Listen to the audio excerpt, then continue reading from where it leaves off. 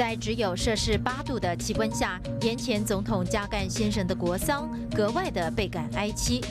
1994年1月2日，进入一年过身的前总统严家淦举行庄严的奉安大典。在庄严的哀乐声中，灵车缓缓前进。9点55分，抵达举行奉安典礼的三军大学礼堂，由自商大员在礼堂门首迎灵。由黄白菊花装点而成的灵堂布置得相当庄严肃穆，展示着岩前总统生前获颁的30多座勋章，这是他一生为国为民奉献的记录。